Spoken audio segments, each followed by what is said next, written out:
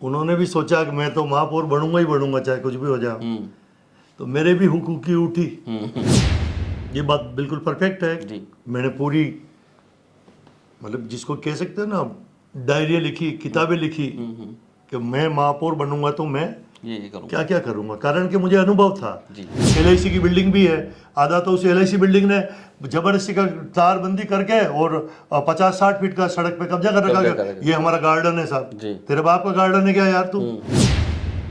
ये मेरा महापौर तो मुझे नहीं बनाया, लेकिन जी। आप बात तो वही कर रहे हो कि अगर मैं हाँ, महापौर होता महापौर तो। होता, हाँ। लेकिन मेरा समिति अध्यक्ष बना हूँ अतिक्रमण निरोधक, जी। तो कम से कम रोड को तो खूबसूरत बनवाऊं। तो इनको ये पत्थर बिछाने की जरूरत क्या थी? ऑलरेडी नदी के पेटे में पत्थर है। उस पत्थर को ही ये JCB से, फोकलैंड मशीन से बराबर स्मूथ कटिंग करवा लेते हैं। काफी लोग ऐसे हैं जो ऑटो टिपर जब आता है तब समय पे निकल नहीं पाते और ऑटो निकल जाता है। नहीं, ये सवाल आप भारत जी सिंह भी। जी, पर आप महापौर होते तो अरे मैं महापौर होता तो महापौर का कांधा होता, कैसे हो जाता महापौर यार? मैं छोबालाल 8वीं पास हूँ, 4वीं पास हूँ। ऐसी कई सारी महिला भी पार्षद बन के आई है। कोई तो जैसे आरक्षण के कारण भी आई है। कोई ST है, कोई SC है, कोई OBC महिला है, कोई OBC पुरुष है। क्या वो इंजीनियर है क्या यार? इंजीनियर होता तो क्या जग मारने और नेतागिरी करता क्या? मैं महापौर होता ना, 2 मिनट में चलो सबसे बैठक लेता, आ भाई पार्षद, क्या तेरे बहुत शिकायत करता है, चल मैं चलता हूँ तेरे साथ। किरण मगरी की सड़क के बारे में क्या कहना है आपका? बीच सड़क में गार्डन, आज नहीं तो कल उसको तोड़ना पड़ेगा।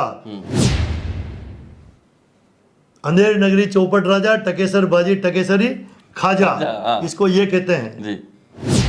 अगर उस दुकान पे दारू लेने भी जाना है, 2-3 दारू की दुकानें भी है और भी कई सारी दुकानें हैं, तो आप क्या करेंगे? जो मेन रोड है वहीं गाड़ी पार्क कर रहे हो और फिर दारू ले रहे हो, कोई सब्जी ले रहे हो, कुछ भी लेके आ रहे हो, मुझे मालूम है कि ये काम गलत कर रहा है, आप भी डरोगे यार यार। तो ये ऐसी खींचतान है, कोई आपस में रेपट रोपटन कुर्सी थोड़ी मारेगा किसी ने। नमस्कार, आदाब, सत श्री अकाल, खमागणी, जय भीम, जोहार, जय मेवाड़, मैं मनु राव और आप देख रहे हैं हमारा खास कार्यक्रम अगर मैं महापौर होता। तो इस कड़ी में कल हमारे साथ थे मनोहर जी चौधरी, जिन्होंने पूरी बेबाकी से अपनी बात कही और आज हमारे साथ जो शख्सियत हैं वह किसी भी परिचय की मोहताज नहीं है। पूरा शहर के साथ साथ मेवाड़ और देश भर में इनके प्रशंसक हैं। छोगालाल जी भोई हमारे साथ हैं और अगर जो सवाल जो है पहला वही सवाल पूछते हैं, अगर आप महापौर होते तो किस तरह का उदयपुर शहर होता? महापौर होता तो का तो कोई मतलब ही नहीं है यार। फिर भी पार्षद बनाऊं, भारतीय जनता पार्टी ने मुझे, जो वर्तमान बोर्ड है हमारे गोविंद सिंह जी टांक का, जो महापौर है, महापौर भी इसलिए हैं कि सीट उदयपुर की OBC है जी। और OBC जैसे मनोहर चौधरी ने भी इंटरव्यू दिया कल आपको जी। वो भी OBC थे, इसीलिए आपने लिया क्योंकि वो भी इस बोर्ड में पार्षद है और उन्होंने भी सोचा कि मैं तो महापौर बनूंगा ही बनूंगा चाहे कुछ भी हो जाए। तो मेरे भी हुकूकी उठी कि जब उदयपुर में OBC घोषित हुई है सीट, तो मेरे भी हुकूकी उठी कि यार मैं भी पार्षद बनकर, क्योंकि ये तो बात की बातें थी। पहले जो नियम था वो एक ही था, अशोक गहलोत की सरकार थी ना, उस समय एक नियम था कि जो भी महापौर बनेगा पूरे उदयपुर से सब वार्डों से चुनाव लड़ेगा, जैसे कि रजनी जी डांगी, तो नियम वो का वही था इधर भी। लेकिन इसलिए मैंने तैयार की, मैंने कहा यार मैं भी पॉपुलर आदमी हूँ, बढ़िया आदमी हूँ, पूरे उदयपुर से लड़ूंगा तो जीत जाऊंगा। सब नेताओं से भी कहा, लेकिन अंत में पलटते पलटते पासा, वो जो ही 15 दिन 20 दिन रहे थे जी, मतलब महापौर के फार्म भरने के, और फिर उसी अशोक गहलोत ने अपने स्वयं का निर्णय चेंज कर दिया कि क्योंकि वो शांतिलाल जी धारीवाल उसके मिनिस्टर थे, उन्होंने चेंज कर दिया कि अब कोई जो भी महापौर बनना है, नगर परिषद का बनना है, अब उसे पूरे उदयपुर मतलब पूरे सभी वार्डों से लड़ना कोई जरूरी नहीं, पार्षद ही उसको महापौर और सभापति बनाएंगे। तो अशोक गहलोत ने एक उंडा कर दिया। क्यों पहले क्या था, तो आधा तो मेरा मानस वहीं टूट गया। मैंने कहा यार अब तो फिर भी मैंने कहा यार महापौर बनावे ना बनावे, पार्षद का चुनाव तो लड़ेंगे, तो ताल ठोकी और पार्षद भी बना वार्ड 57 से। और हमारे जो आदरणीय है गोविंद सिंह जी टांक, वो हमारे सीनियर है, इसलिए उनको सीनियर भी है और वरिष्ठ है, इंजीनियर भी है, इसलिए उनको महापौर संगठन में बना दिया। आपके सीनियर कैसे हैं? वो पार्टी में तो आपको लंबा अनुभव है, वो पार्टी से तो कभी सक्रिय राजनीति में तो कहाँ रहे वो? जी देखो यार मनु जी भाई साहब, पार्टी से नहीं रहे, चलो वो मन में तो होता ना यार। आज जैसे भारतीय जनता पार्टी है, जंग संघ है जी। वो सब बना किसके कारण? संघ के कारण, आरएसएस के कारण। आरएसएस ने ऐसा कोई निर्णय लिया कि हमें राजनीतिक पार्टी बनानी चाहिए, तो जंग संघ बनाई। जंग संघ के बाद में जनता दल वो कुछ का हुआ ना फिर, तो यानी कि ये वरिष्ठ हैं तो हैं यार। चलिए, आपने सोचा कि जब अशोक जी गहलोत की सरकार थी तब वो था कि मतलब पूरा शहर जो है वो सभापति का चयन करेगा, आपने सोचा उस समय आपके दिमाग में उदयपुर शहर के लिए क्या करना था? हाँ, ये बात बिल्कुल परफेक्ट है जी। मैंने पूरी मतलब जिसको कह सकते हैं ना डायरी लिखी, किताबें लिखी कि मैं महापौर बनूंगा तो मैं ये करूँगा, क्या क्या करूंगा, कारण कि मुझे अनुभव था। जी।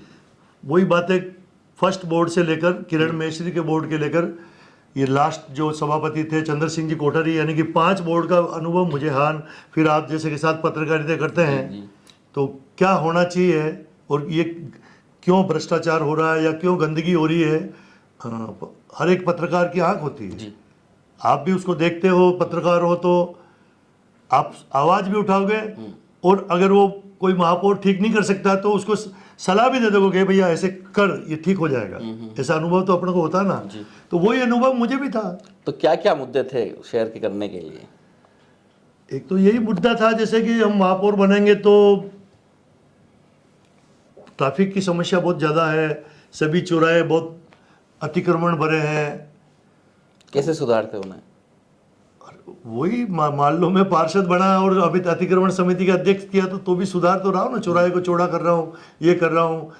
लेकिन जो बड़ा पैकेज था मेरा, बड़ा पैकेज था जैसे कि अच्छा हुआ हमारे महापौर जी ने वो 2 ओवर ब्रिज बनाए, कुमारा को भट्टा और वहाँ।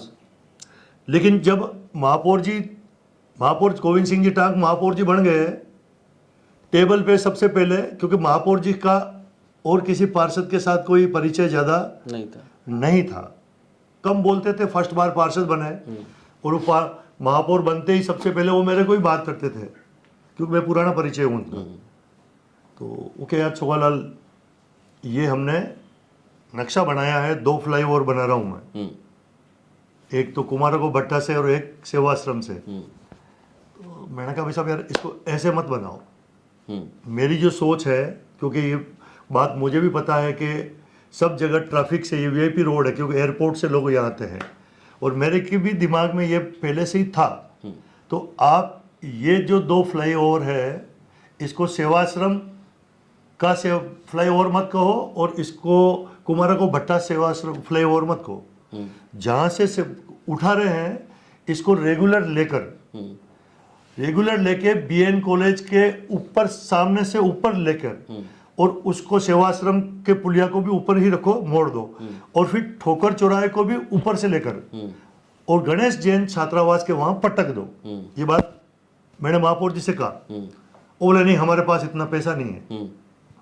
अरे मैंने कहा सब पैसा तो आ जाएगा यार, सही बात है, पैसा तो आ जाएगा। तो महापौर साहब ने मुझे कहा तो आप कहाँ से, कैसे आ जाएगा? मैंने कहा मैं लाऊंगा। वो बोले आप कहाँ से ले आओगे? ये बहुत बड़ी बात बता रहा हूँ आपको, इतना डिस्कस। मैंने कहा मैं लाऊंगा। वो कैसे लाओगे? मैंने कहा सीपी जोशी, जो सरकार। वो कौन से सीपी जोशी? बीजेपी वाले। मैंने कहा नहीं, विधानसभा अध्यक्ष सीपी जोशी नादवारा के एमएलए। उनसे कैसे ले आओगे? मैंने कहा गुलाब जी भाई साहब प्रतिपक्ष के नेता है, आप नगर निगम अपना प्रोजेक्ट बनाओ और यहाँ से यहाँ करो, हम लोग इतना पैसा तो लगा ही रहे हैं, जिसमें लगा ही रहे हैं, और फिर इस प्रोजेक्ट को अपन गुलाब जी के पास पेश करेंगे, और गुलाब जी के लिए बाएं हाथ का खेल है भाई। सीपी जोशी, गुलाब जी, हम सब जानते हैं, और जनहित के लिए सीपी जोशी नादवारा वाले क्यों मना करेंगे? सरकार कांग्रेस की थी, तो नहीं, आप तो इसी में, मैं तो यही बनाऊंगा, इसमें ये कैसा क्या है, तो ये डिस्कस हुआ। यही बात फिर मैंने गुलाब चंद जी कटारे से भी पूरा इंटरव्यू में पूछ लिया, जब वो शिलान्यास आए थे तब। मैंने कहा साहब ये ऊँट की तरह क्या बना दिया तुमने, उधर उद्घाटन आए, अगर ये सलंग सीधा का सीधा बनता, यहाँ से उठता और गणेश जैन छात्रावास पुराना रेलवे स्टेशन जाता तो क्या परेशानी था। और वो गुलाब जी ने कहा यार तू एक बार ये काम होने दे यार। तो यानी कि मेरी सोच थी यार, तो सोच तो अच्छी थी ना यार। बहुत अच्छी सोच थी। और क्या सोच रही है आपकी कि शहर के लिए और क्या करेंगे? और यार जैसे क्या कि ये जितने भी बोर्ड आए रोज जाकर गुलाबाग में पेड़ लगाते हैं, 5 लाख के, 10 लाख के, 50 लाख के। अब यार गुलाबाग में तो पेड़ ऑटोमेटिक उगते हैं हर बारिश में जी। आम का पेड़ भी उगता है, बोरसली का भी उगता है, नींबू का भी उगता है। वो इतने बीज गिरते हैं कि आपने देखा होगा कई सारे, जैसे कि वो क्या बोलते हैं वो जामुन खाते हैं, हजारों पेड़ जामुन के उगते हैं उसमें। तो यानी कि इतना पेड़, इतना खर्चा तो कहीं दूसरे गार्डनों में करना चाहिए या सरकार से लेकर दूसरा गार्डन बनाना चाहिए। तो ये भी मेरी एक अपनी सोच थी। तो प्रथम नागरिक होता ना जो महापौर, उसकी अपनी सोच के हिसाब से वो अपना प्रोजेक्ट बनाकर राजस्थान सरकार और भारत सरकार के पास भेजता है, तो वो प्रोजेक्ट पास होकर आ जाता है। तो ऐसे कई सारे प्रोजेक्ट दिमाग में थे जी। तो एक बहुत बड़ा मुद्दा ठेला व्यवसायियों को लेके है, उसके लिए आपकी क्या सोच है? ठेला व्यवसाय तो नगर निगम ने लाइसेंस दे रखा और अपना धंधा कर रहे हैं। नहीं, जो उनके लिए कहीं बैठने की जगह, कभी इधर से हटाते हैं, कभी उधर से हटाते हैं, कभी उधर बैठने के लिए बोलते हैं, तो कहीं न कहीं ऐसा तो नहीं बिल्कुल फिक्स एक जगह हो जाया करे। नहीं देखो, जिसको लाइसेंस दे रखा है तो उसकी तो जगह फिक्स है। तो अब उसको तो लाइसेंस दे रखा है यार, क्या तो लाइसेंस वाले को तो कोई हटाता ही नहीं। हम मान लो मैं अतिक्रमण समिति का अध्यक्ष हूँ और नगर निगम भी है, वेंडिंग कमेटी भी है, तो जिसको पूर्व बोर्ड ने और नगर निगम के अधिकारियों ने या वर्तमान बोर्ड ने लाइसेंस दे रखा कि ये ठेले वाले का यहाँ लाइसेंस है जी, तो हम उसको थोड़ी हटा देंगे यार। वो तो कई सारे ठेले एक के बदले 4 और पास में खड़े कर देते हैं यार। बीच में अतिक्रमण की बहुत युद्ध स्तर पे कार्रवाई हुई, काफ़ी लोग संतुष्ट हुए तो काफ़ी लोग नाराज भी हुए हैं उसमें, क्योंकि उदयपुर शहर के आप लोकप्रिय हैं तो काफ़ी आपके मित्र भी रहे हैं। क्या कहेंगे उनके लिए कि 30 सालों से जो अतिक्रमण 30 सालों पहले जो किया गया वो नहीं दिखा गया कभी, और अचानक करना उनको बिना कुछ किए, उसके लिए क्या कहेंगे? यार मनोज जी, मैंने वही बात बता दिया कि एक IQ होना चाहिए कि यार जैसे कि अब लाइसेंस दे रखा है उदियापोल बस स्टैंड बिल्कुल परफेक्ट, हमारे पूरे मेवाड़ का सबसे बड़ा बस स्टैंड इसी को कह सकते हो आप। अब इसको वो उदियापोल के अंदर क्या है, कचरा ही कचरा है यार। ऐसा बस स्टैंड होना चाहिए क्या? जबकि उदियापोल बस स्टैंड वालों ने, राजस्थान परिवहन निगम ने दुकानें दे रखी है और उस दुकाने के आगे सब लोगों ने ठेला खड़ा कर रखे हैं यार। और उस उदियापोल के जो चक्कर लगाते हैं ना, कितनी मुश्किल से हम पुलिस लाइन में जानते हैं, कुछ कितनी मुश्किल से जेल में जाते हैं और कितनी मुश्किल से हम लोग वहाँ रेलवे स्टेशन जाते हैं। और वो प्रमुख चौराहा है बॉम्बे जाने का, अहमदाबाद जाने का, उस उदियापोल चौराहे पे आप और मैं और पूरी उदयपुर जनता कितनी परेशान होकर करती है। तो अगर ये ठेले वालों को ढंग से दूसरी जगह दे दो ना यार, जबकि पूछे नगर दिखा तो ये को, लेकिन उन्होंने वो बताते हैं यूनियन बनी हुई है कि साहब हम तो सड़क पे ही लेके काम करेंगे। तो यानी कि क्या पता क्या सोच है जिला प्रशासन की कि जहां पर भी सर्कल बना वहां पर ठेला वाला और केबिन वाला अपना सामान फिट कर देता है।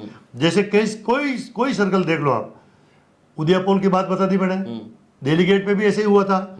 आप यहाँ चले जाओ, क्या बोलते हैं, पटेल सर्कल के चारों तरफ ठेले वाले पूरे रोड पे। जबकि पटेल सर्कल अहमदाबाद से अपन आते हैं, पटेल सर्कल से जो अपना किशन पोल रोड है, उस रोड को देखो तो मेरे ख्याल से कम 80 या 100 फीट रोड चौड़ा है जी। LIC की बिल्डिंग भी है, आधा तो उस LIC बिल्डिंग ने जबरदस्ती का तारबंदी करके और 50-60 फीट का सड़क पे कब्जा कर रखा है। ये हमारा गार्डन है साहब, तेरे बाप का गार्डन है क्या यार? तू LIC हुई तो होगा, वो भी एक डिपार्टमेंट है, वो सड़क पे अपना गार्डन 80 फीट का कैसे कर सकता है? सही बात है। तो ऐसा है। फिर इसके बाद में जैसे अपन पटेल सर्कल पे जाओ तो एक वाटर वर्क्स का ऑफिस है, उस वाटर वर्क्स के ऑफिस पे केबिन सड़कों पे लग रहे हैं यार। तो ये सब उनको सुधारना तो पड़ेगा, पीछे तो करना पड़ेगा। सही बात है। तो ये सोच थी। ये रेलवे स्टेशन के सामने जो आपने आंदोलन किया था और काफी हद तक सफल भी हुए, फिर वापस रुक क्यों गए? हाँ, क्या कर सकते हैं यार, समिति आपके पास में, आप ये उस समिति समिति के है। अध्यक्ष हो। बहुत इसको दर्द भरी दास्तान कह सकते हो आप। नहीं, पर फिर आपका मौन होना, आप जैसे सजग नेता का मौन होना या सजग चिंतक का मौन नहीं, होना। मौन में नहीं हुआ यार, आपको भी इंटरव्यू दिया होगा, कई सारे इंटरव्यू दिए मैंने, कलेक्टर को भी पीछे मिला था मैं। लेकिन अब क्या करें, हमने तो उसको पास किया, हमारी कब बोर्ड ने पास, हमारी जो समिति है उसने पास किया हाँ ये हटना चाहिए। और उसके बाद में जो रेवेन्यू के अधिकारी थे, जो सड़क पे झोंपड़े थी, 8 या 9 व्यक्ति को नोटिस दिया कि आप सड़क पे है और फिर आपके पास अपने कागज हो तो बताओ। 6 महीने 8 महीने तक 2 साल पहले उन झोंपड़े वालों ने एक ने भी अपना कुछ भी नहीं बता सका। तो यानी कि अवैध है ना रोड पे। लेकिन इसमें थोड़ा सा ताराचंद जी का भला हो, जो कुछ रोड बनाया, अभी डामर बिछाया है, लेकिन वो जो जिन नगर निगम ने नोटिस दे रखे हैं ना अतिक्रमण हटाने के अवैध झोंपड़ियों को, और ऐसा है कि कहीं जंगल में बसा हुआ हो, कहीं पहाड़ पे बसा हुआ, तो हमें कोई फर्क नहीं पड़ रहा है। ये तो यार आप स्मार्ट सिटी कह रहे हो, स्मार्ट रेलवे स्टेशन बन रहा है, तो यहाँ पर सड़क पे क्या करे वो, सही सड़क पे अभी आप रोज जाओ, बच्चे बच्चे दौड़ते हैं, रोज एक्सीडेंट होते हैं, रोज दारू पी के वहां लड़ते हैं, और वो दारू पी के झगड़ा करते करते मेन रोड पे आ जाते हैं अचानक। यार कई बार आपने भी खबरें चली होगी, हम भी देखते हैं, और अचानक लोग ब्रेक लगाते हैं, अगर मान लो वो ब्रेक फेल हो गया तो कितना बड़ा हादसा होगा।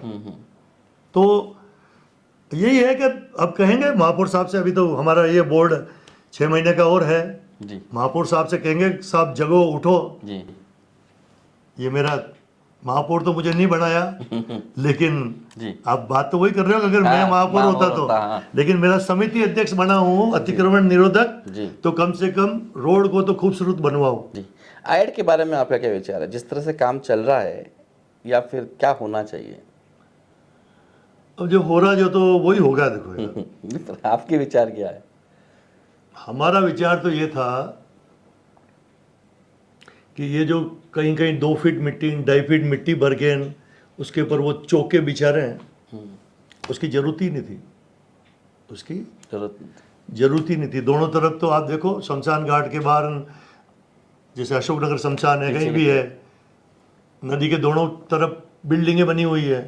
अब आपने नदी के बीचों बीच दोनों तरफ 2-2 सीवरेज लाइनें डाल दी है, और लोगों ने उस सीवरेज लाइन को जैसे यूं समझ लिया कि तो मार्का है, वहां तक भराव कर दिया है, तो कब्जे हो रहे हैं। और फिर ये जो भी कर रहे हैं, हमने बीच में आवाज भी उठाई थी, बीच में कई बार पत्थर बह के पिछली बारिश में चले गए थे। बिल्कुल सही जी। ठीक है, फिर सीमेंट से चिपकाए, तो सीमेंट से चिपकाए तो जो कुछ लोग वो होते हैं ना समझदार, लिखने पड़े उड़ने वाले कि साहब नदी के पेटे में सीमेंट कैसे लगा रहे हो, हुई ना बात। तो फिर इन सब ने अधिकारियों ने निर्णय लिया कि वाह यार सीमेंट नहीं लगाएंगे, ये प्रोजेक्ट फेल हो जाएगा। अब इसको ऐसा करो कि मिट्टी भरो लेवल से, और उस मिट्टी के ऊपर वो बाटे को रख दो। वो मिट्टी के बाटे रखेंगे तो मिट्टी तो कटेगी नहीं, जाएगी बननाट करते हुए। सही बात। जबकि कुछ इन्होंने क्या किया है कि उसके बचाव के लिए, क्योंकि मैंने भी ये बात डिस्कस की थी प्रदीप सांगावत से, उनसे जैसा पे पत्थर फिर भेजाएंगे मिट्टी से, जो ही बहाव होगा ना तेज, तो मिट्टी अच्छे मकान ढह जाते हैं, तो ये पत्थर मिट्टी पे जमे हुए हैं। तो उन्होंने क्या किया कि जैसे 20-20 फीट पे एक सीमेंट का बीम टाइप बना दिया नदी में। देखना आप जाकर, देखा मैंने 20-20 फीट का, मुझे कुछ समझ में नहीं आया इसलिए आपसे पूछ रहा हूँ। 20-20 फीट का वो आड़ा बीम बना दिया, और उसको 1-2 फीट उसकी खुदाई कर ली, एनीकट जैसे। हाँ, 1 या 2 फीट, और उसमें बाकी मिट्टी भरी, और फिर वो बाटा यूं जमा दिया। अब वो क्या होगा कि उस बीम के कारण, मान लो ये बीम है, बीम में यूं बाटा जमा दिया उस बीम के लेवल से नीचे, तो वो आगे नहीं खिसकेगा, वो बीम लोड लेता रहेगा। जी। ये इंजीनियरों ने दिमाग लगाया, जबकि मेरे ख्याल से इसको ऐसी कोई जरूरत ही नहीं थी। इसको जेसीबी से, फॉकलैंड मशीन से एक जैसी सफाई करती। जितने भी चट्टाने, छोटी मोटी चट्टाने, बहुत सी चट्टाने हैं भाई। नदी बनती किस लिए? नदी बनती किस लिए कि बहुत ज्यादा पानी आता है, और पानी में भी जहां सॉलिड वाला पत्थर होता है वहां वो गहरी नहीं होती है।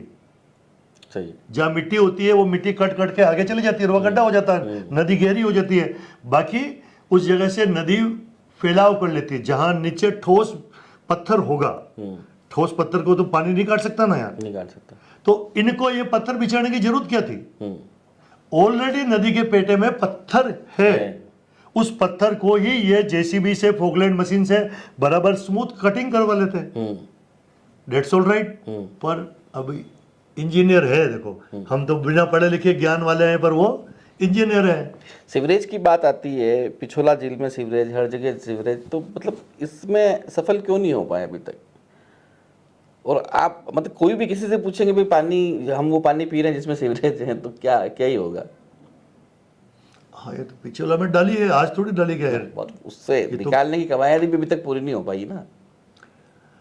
वो हो भी नहीं सकती है। इनको क्या करना चाहिए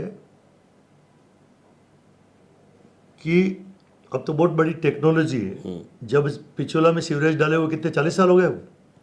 कम ही हुए 30। हाँ, बोर्ड की बात ही डाली थी? नहीं, अच्छा, उससे बोर्ड के पहले डाली है। जी। उस समय शायद कोई नगर निगम का कोई लेना देना ही नहीं था, यूआईटी ने वो डाली है। पिछोला में जो गणगौर घाट के वहाँ जो मुटाम है, वो वहाँ जो मुटाम बनाए हैं, उसमें क्या ठीक है, उस समय की जरूरत थी ना। नदी पिछोला कई बार सूख गया, सब लोगों ने डिमांड रखी, राजा महाराजा के भी वो उधर ही आता होगा सब, सीवरेज का पानी कहाँ चढ़ाएंगे, कहाँ ले जाएंगे। तो उन लोगों ने सूखे हुए पिछोलों में ये एक लाइन डाल दी। और अब सीमेंट तो सीमेंट होता है, कितने भी बढ़िया पिलर मजबूत बताओ, सिपेज तो आएगी, और वो आएगी इसीलिए अब वो सड़ सड़ के उसका पानी रिस के उसमें जा रहा है। अब इनको क्या करना चाहिए, इससे बहुत टेक्निकल काम होता है कि अब 40 साल 30 साल पहले की टेक्नोलॉजी और अब की टेक्नोलॉजी में बहुत फर्क आ गया है। और जो सीवरेज मान लो अभी वर्तमान में डाली, मतलब जगदीश चौक पे भी सीवरेज डाली हुई है क्या? लेकिन उस जगदीश चौक में भी सीवरेज डाली है, तो भी उन सीवरेज के जो पाइप हैं कहां पर, पिछोला में, उसको बंद तो नहीं किया ना, उसमें आज भी पानी जा रहा है और उसमें भी आज भी लीकेज है। और ये लीकेज क्या, अब पानी तो जिधर का ढलान है, मान लो जैसे जो अपन कौन सा है वो जगदीश का मंदिर, जगदीश जी के मंदिर पे जाते हैं अपन यहाँ, जगदीश चौक से जगदीश मंदिर का बैक वाला गेट, उसके पीछे का ढलान तो पूरा गणगौर घाट की तरफ ही है, पिछोला की तरफ ही सारा का सारा ढलान। तो वो पानी इतना तो कोई पहाड़ काट भी नहीं सकता है लेवल मिलाने के लिए, मान लो 50 फीट 100 फीट, क्योंकि अगर ऊपर का उसका देखो ना, पिछोला का पानी और जगदीश मंदिर का टॉप वो देखो तो आप लेवल देखोगे तो कम से कम कितना 150-200 फीट लेवल है। इतना तो होगा। तब 150-200 फीट तो आप पानी इधर नहीं निकाल सकते हो ना, नहीं निकाल सकते हो। अब इनको क्या करना चाहिए कि एक बहुत बड़ा 2 फीट का पाइप, प्लास्टिक वाला, सारे प्लास्टिक के पाइप जो भी है वो स्पेशल प्लास्टिक होता है, वही पाइप डाले ना, काले काले पाइप, वैसा पाइप लाइन 2 फीट का, जहां से सीवरेज गिर रहा है पिछोला में, उस पाइप को उस लाइन के फर्श, पिछोला की फर्श में बिछा देना चाहिए। और ये जो सीमेंट की टंकी बना रखी है, इसको डिस्पोजल कर देनी चाहिए, तोड़ देनी चाहिए, क्योंकि सीमेंट तो पानी में रहेगा, कितना ही मजबूत होगा, इतना बढ़िया तो काम हुआ नहीं। अगर बहुत बढ़िया सीमेंट होता, जैसे कि कोई बांध बनाया है, तो ये लीकेज नहीं होता, घटिया काम हुआ है इसलिए लीकेज हो रहा है।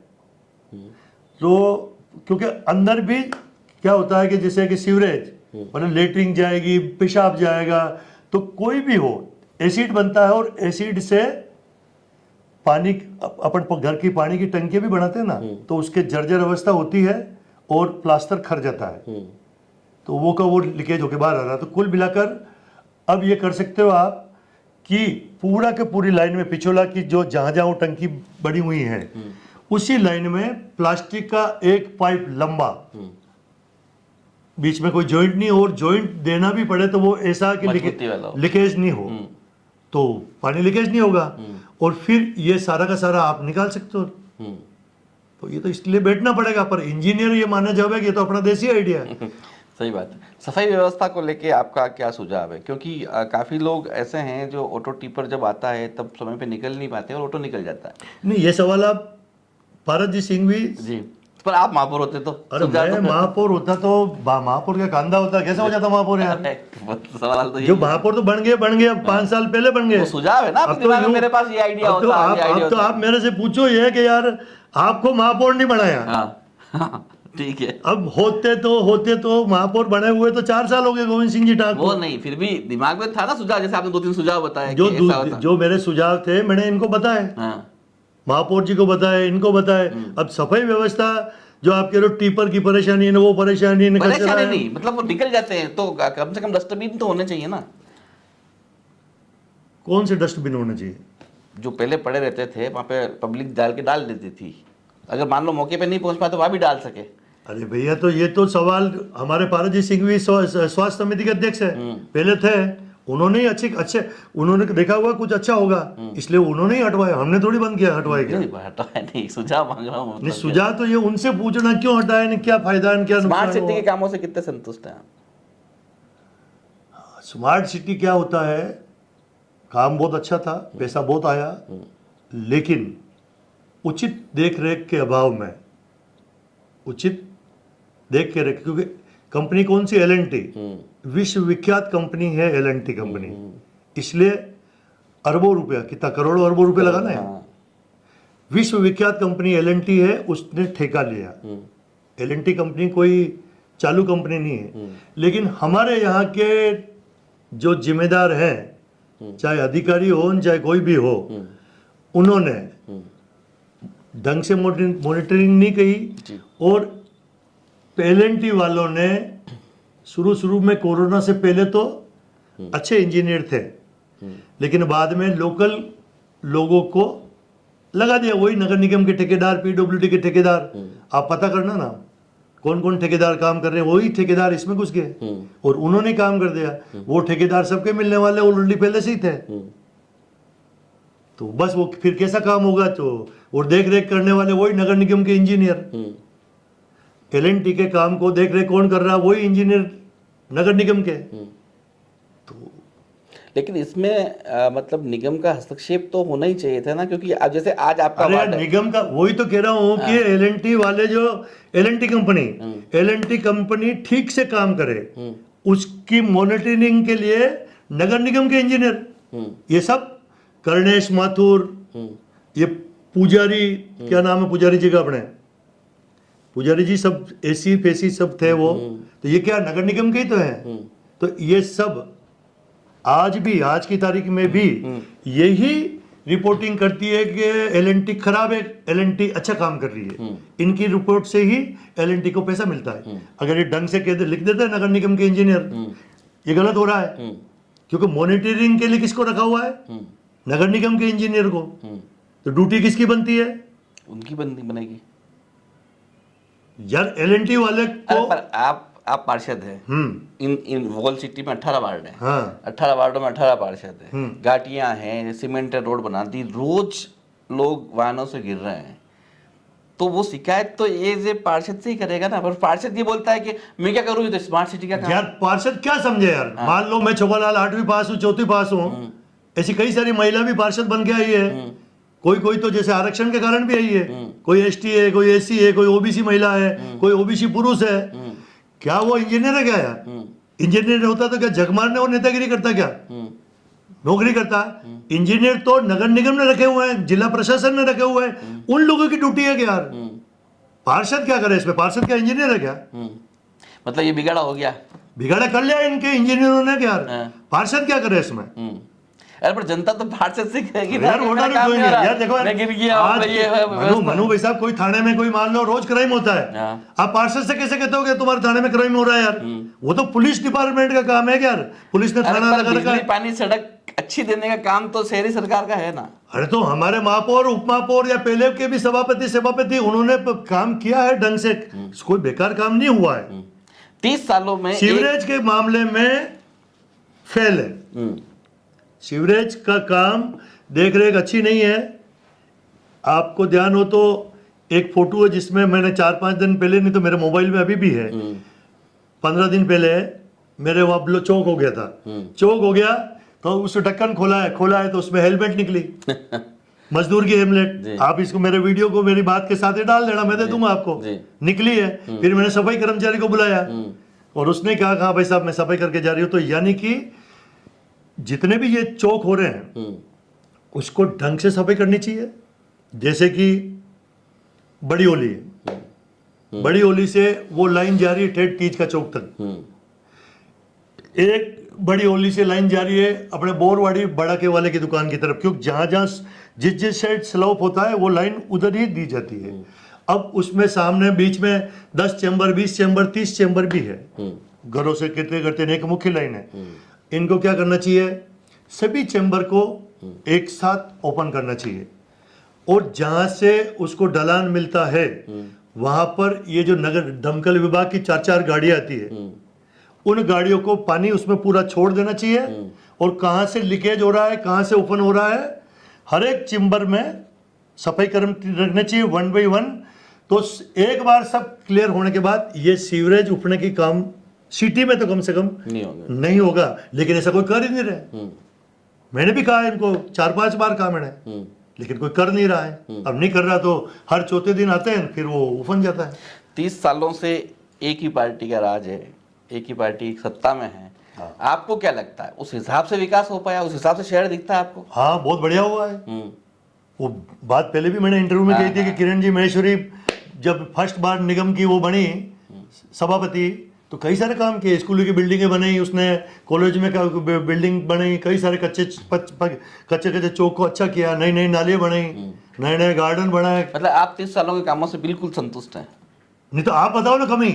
मैं तो आपसे पूछ रहा हूँ ना। हाँ भारतीय जनता पार्टी नहीं तो एक बार सूरजपल चौराहे से आप संतुष्ट हैं? हाँ नहीं हो उसके सुधार क्यों नहीं हो रहा है? सुधार क्या, वो तो वही बात पुरानी आ जाएगी यार कि अभी वो ट्रक ने एक्सीडेंट किया, टूट गया, नगर निगम में पैसा लिया फिर भी नहीं कर सकी। हाँ उसको ड्रोन से अगर देखे अपन ऊपर से तो चप्पल की तरह बना हुआ पूरा वो। देखो चौराहा पुराना बहुत सुंदर था। देखो इसमें कभी कभी तो महापौर और उपमहापौर की भी ड्यूटी होती है। अभी नहीं, सूरजपोल चौराहा वर्तमान टांक साहब के बोर्ड में नहीं बना, ये हमारे बोर्ड में नहीं बना है, ये पिछले बोर्ड में बना है चौराहा। और ये LNT के काम, स्मार्ट सिटी स्टार्ट सब पिछले बोर्ड के, हम तो कुछ नहीं देख रहे हैं इसको और परेशानी को झेल रहे हैं।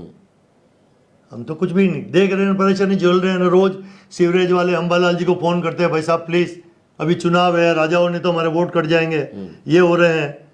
तो ये सीवरेज वाले वास्तव में इसको ढंग से सफाई कर देनी चाहिए बस एक बार मशीनरी लगाकर।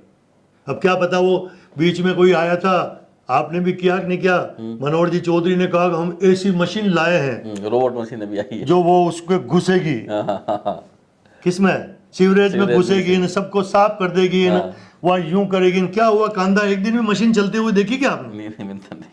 तो कहा है, खाली उद्घाटन कर लिया, फोटो छपा लिया। अब वो मशीन सीवरेज की है कहाँ है? मेरे वार्ड में मैं 100 बार फोन करता हूँ, कर्णेश माथुर को फोन करता हूँ, LNT वाले को फोन करता हूँ, अंबालाल जो सीवरेज सफाई करता है, नगर निगम का कर्मचारी, मैंने तो वो ये खुद ही हाथ से घोका देते हैं, घोका और थोड़ा खुल जाता है, साफ कर लिया। हम भी देखते हैं कि यार बापड़ा परेशान हो गया, जाने दो। लेकिन वो मशीन मंगाई, वो मशीन कब देखी आपने? तो यानी है फोटो देखा था मैंने भी, मशीन तो मंगाई नहीं, 6 महीने 8 महीने 10 महीने 1 साल हुआ, कहाँ है वो मशीन? खुद ही लेके बैठ गए ना ऐसे ही। तो कुल मिलाकर जिम्मेदार व्यक्ति वो होता है जो परेशानी आ रही है, मान लो जैसे मैं आपको वही बात पूछ, मैं महापौर होता ना, फटाक से मुझे मालूम है कि अभी 1 साल पहले हमारे मशीन आई हुई है जो सीवरेज को साफ करेगी। हम सब ने भी वहाँ इंटरव्यू लिया, फोटो छपाए, अखबार में भी आया, सीवरेज यूं साफ करेंगे मशीन से, वो ड्रोन टाइप नीचे उतरेगी, कांटे होंगे उसमें पूरा पकड़ के। अगर मैं महापौर होता ना 2 मिनट में चलो सबसे बैठक लेता, आ भाई पार्षद क्या तेरे बहुत शिकायत करता है, चल मैं चलता हूँ तेरे साथ। और उस LNT वाले को और उस वो जो मशीन लाया नहीं, उसको वहां लेके खड़ा रह के उसका कचरा निकलाता और उस लाइन को ठीक कराता। नहीं तो हम काहे को महापौर, फिर क्यों काहे को पार्षद हैं यार हम? जो चीज हमारे पास आई हुई पड़ी हुई है और उसका हम ढंग से यूज नहीं कर रहे हैं, क्या काम? हिरन मगरी की सड़क के बारे में क्या कहना है आपका? बीच सड़क में गार्डन आज नहीं तो कल उसको तोड़ना पड़ेगा। बीच साइडों की, जो बीच का तो चलो अच्छा है, लेकिन जो साइडों में है ना, एक 20 फीट का रोड दे दिया, फिर 15 फीट का वो गार्डन दे दिया, फिर उसके बाद में 20 फीट का और दुकान के सामने रोड दे दिया, सब पे पार्किंग हो रही है। अंधेर नगरी चौपट राजा, टकेसर बाजी टकेसरी खाजा, इसको ये कहते हैं जी। हिरण मगरी बहुत 100-200 फीट रोड छोड़ा था यार, बढ़िया रोड था, बॉम्बे फेल हो जाता साला जी। क्या बात कर रहे हो आप? लेकिन फटाफट फटाफट, क्या बताओ इन किसको रोवे हैं। पर सब आप तो जनसेवक है, तो आपको करना ही पड़ेगा ना काम। नहीं, अभी वर्तमान जितने पार्षद है हिरण मगरी के, उन सब ने इस बोर्ड में भी कहा साहब का इसको ये करो ये करो, इसको चौड़ा करो, बीच का कराओ, लेकिन कोई माना ही नहीं हमारी बात। जनता दुखी है उस कारण से आज भी। आप ले जाओ गाड़ी, जबकि इससे पहले रोड पे हम भन्नाट गाड़ी दौड़ाते थे, लेकिन अब तो आप ओवरटेक भी ढंग से नहीं कर सकते हो, क्योंकि जो उधर साइड में सब भाई दोनों तरफ दुकानें, बड़ी बड़ी शोरूम है, होटलें हैं, सब कुछ है।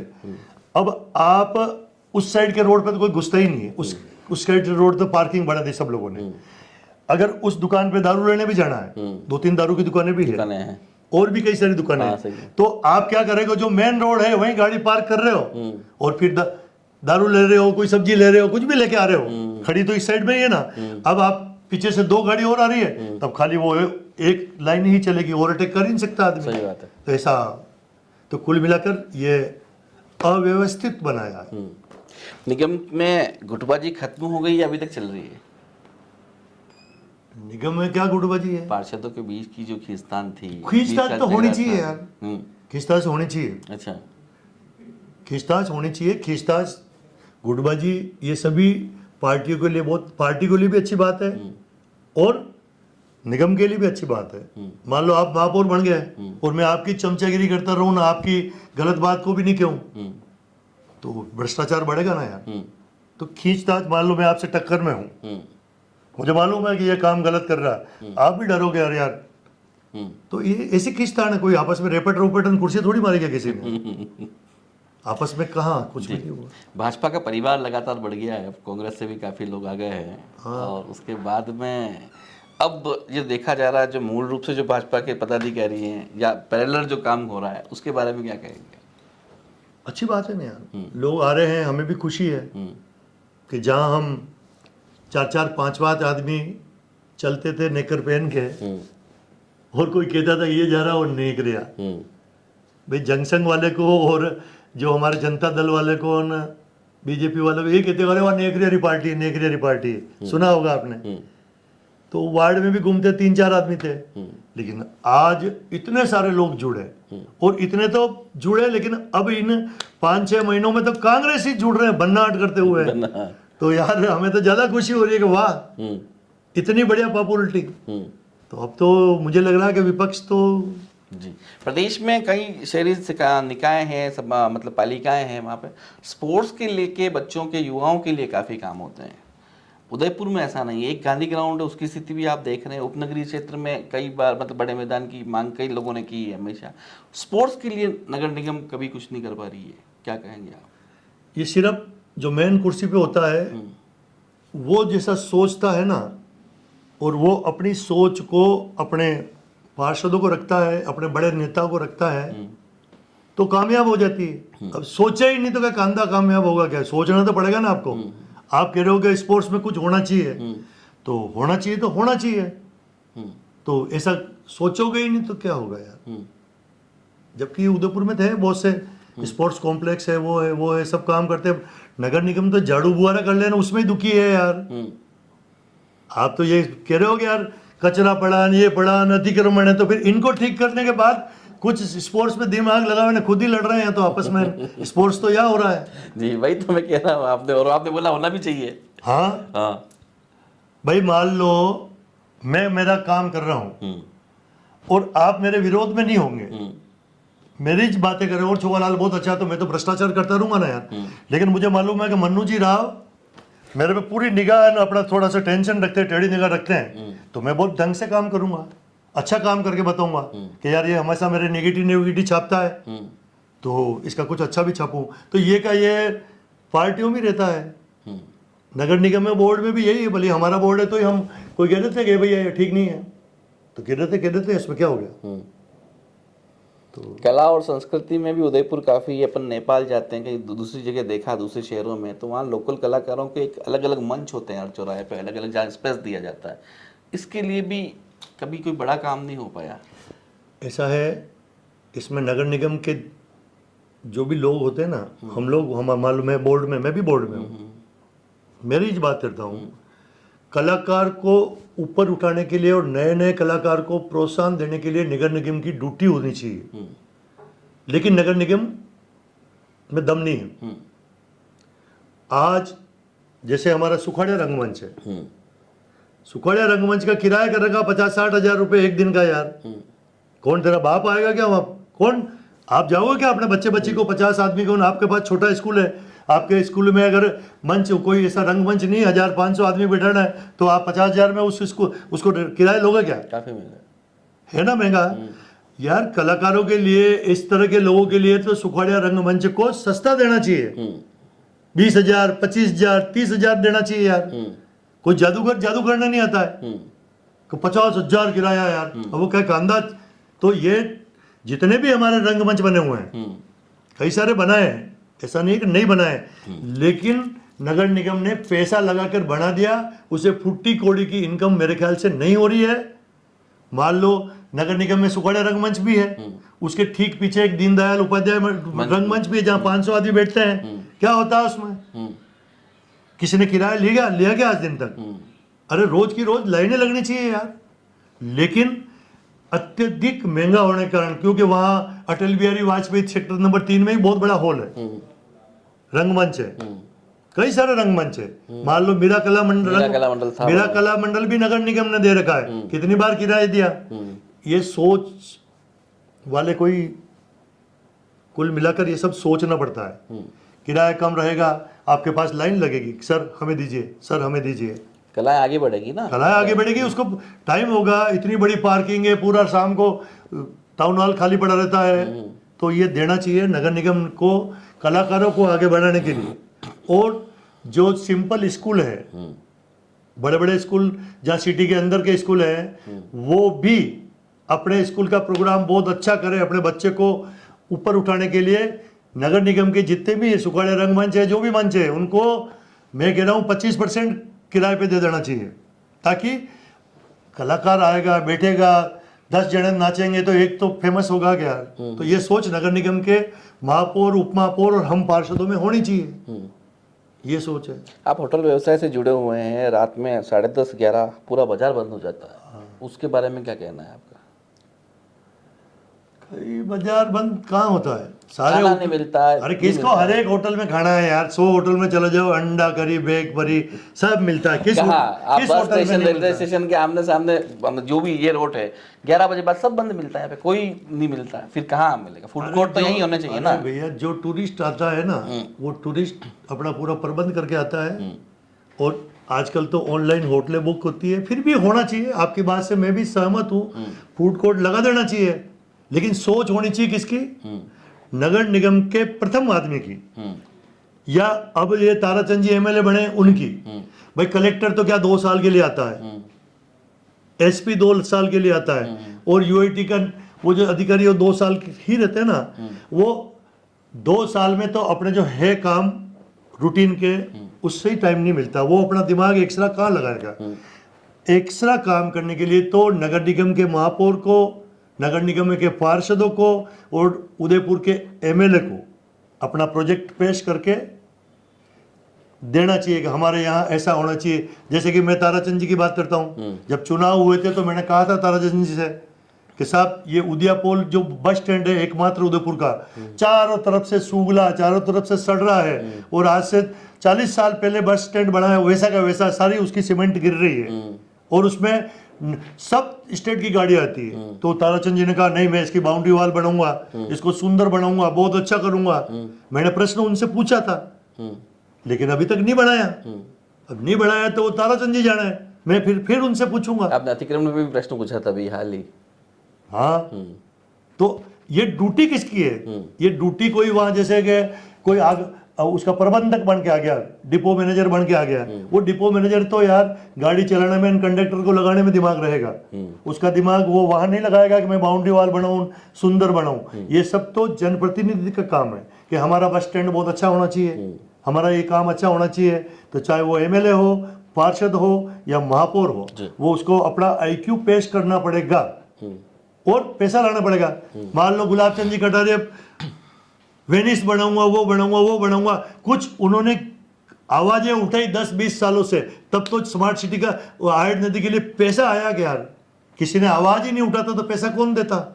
उसने कागज चलाया ना वहां जाकर यार। कोई मान लो अपने को नेशनल हाईवे निकालना है, सड़क चौड़ी करनी है, 2 लेन से 4 लेन करनी है ना, 1 लेन से 2 लेन करनी है, तो कलेक्टर थोड़ी दिमाग लगाएगा, ये तो जनप्रतिनिधि बताएगा कि साहब हमारे यहाँ इतना चौड़ा रोड होना चाहिए। तो ये सब जो जनप्रतिनिधि है उसकी काबिलियत, उसका भेजा खोपड़ा कितना तेज चलता है, उसी पे विकास होता है। भविष्य में कभी आपको मौका मिला तो आप क्या इन सब कामों को करेंगे पूरा? 100%, उसमें कोई दो राय नहीं। मैं तो भविष्य में क्या, मतलब मेरा तो कोई भी एमएलए हो, अभी ताराचंद जी है, वो खुद ही मेरे से परेशान है, रोज कहता हूँ भाई साहब ऐसा करो, ऐसा करो। महापौर टांग साहब भी कहता हूँ भाई साहब ये ऐसा करो, ये बहुत अच्छा लगेगा, और वो कर दे तो अच्छा लगेगा यार जी। लेकिन ताराचंद जी तो दौड़ रहे हैं, आहट नदी में कुछ तो क्या यार। मैं भी खुद वहां जाके अतिक्रमण हटाए हम लोगों ने यार, कलेक्टर 10 बार आया, ये बताया तो सही, और वो ताराचंद जी तो वो मुठाव लगा रहे हैं पुराने कि इस आहट की चौड़ाई कितनी है तो निकालो, उन पे तय कर रहे हैं। और मैं तो कहता हूँ जो कोई कई सारे करोड़पति आदमी ने आहट के किनारे बना लिया है, वो स्वयं को हट जाना चाहिए, क्योंकि अब तो उन्होंने बहुत विकास कर लिया होगा, अवैध जमीन पर बहुत कब्जा करके पैसा कमा लिया होगा। तो ये थे छोगालाल जी भोई, जिन्होंने पूरी बेबाकी से अपनी बात कही। हम आशा करते हैं कि इनके अनुभव का पार्टी पूरा फायदा उठाए और उन्हें एक अच्छा मौका इस शहर के लिए मिले। हम आगे भी और जनप्रतिनिधियों से बात करेंगे और जानेंगे कि उनके मन की क्या बात है। नमस्कार।